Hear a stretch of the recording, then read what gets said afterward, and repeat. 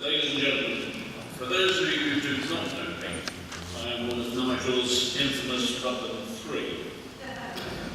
And for those of you who still do not know me, I'm one of 3 independent Rutland County councillors who joined UKIP in June of this year.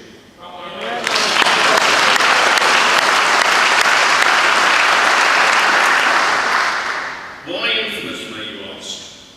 Well, we became the first councillors ever to be threatened to be taken to court by their own council for defamation under the Localism Bill.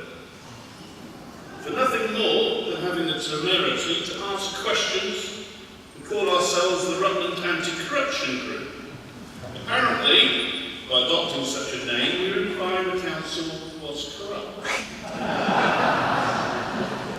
Presumably David Cameron, making Kenneth Clarke his anti-corruption champion, therefore implies the whole of the government is corrupt.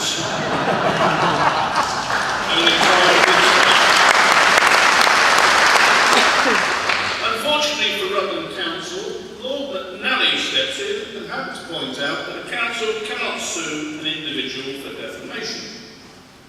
So there was a change of tact. And next, the leader of our group had a criminal charge of harassment and stalking submitted against him by the Chief Executive. When, after 3 hours with 3 police detectives, the police determined they would not be following it up, we thought that would be the end of the matter. Wrong.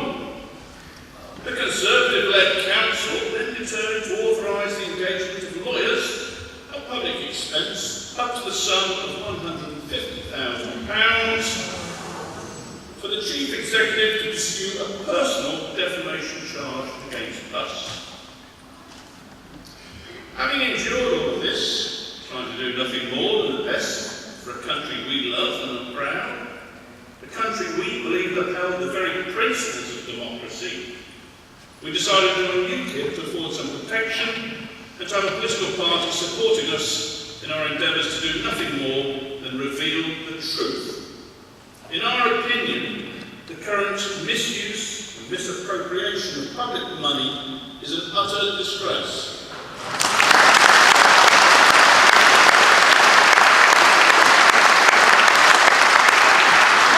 UKIP was the obvious choice, as they supported the same ideals as ourselves, those of honesty, integrity, openness and transparency, along with upholding the fundamental principles of democracy.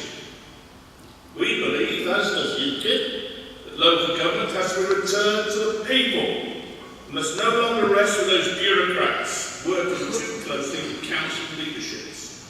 Bureaucrats who do nothing but use the tools of burdensome bureaucracy created by them to suit nothing more than their own agendas and interests, and most certainly not those of the people. Well, that was part of the press statement released on our joining UKIP, and lo and behold, Rutland Council threatened to sue UKIP as well for defamation. I'm afraid poor old Dwayne didn't know what had hit him. This morning you heard about the Gulag. Well, I have to tell you, the Gulag's here.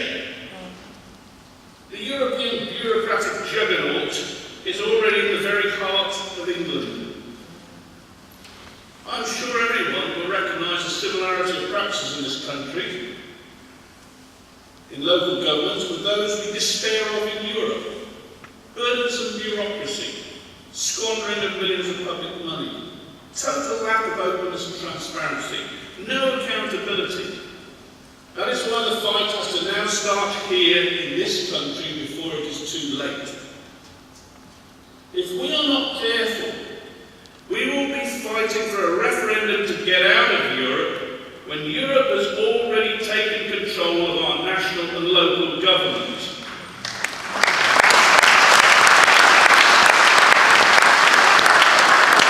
The aim must now be for UKIP to stand as the main political party against corruption in this country. The battlefield is already here, which is why we must mobilise and wrest back control of our councils first before it is too late. When our case made national media, we found ourselves being contacted by councillors from throughout the country with exactly the same problems, from as far as Scarborough, Monmouthshire, and even Mr. Pickle's own backyard at Rutland. And it was the same story up and down the country. Exempt information, having to make requests as councillors under the Freedom of Information Act, just to be told what's going on. And even then finding it denied or much of it redacted. Being accused of harassing officers, being reported to the police. Was this really democracy in our country? Councils have become powerless and irrelevant, and they've been marginalised. That has to stop.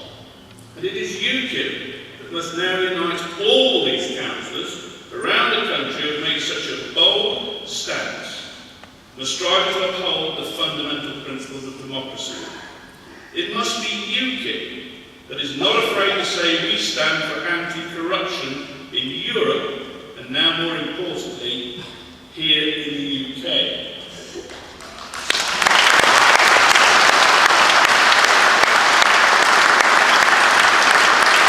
We will not be intimidated by threats of harassment and defamation, and we must make it known that any councillor will be afforded full protection by UKIP, as we were.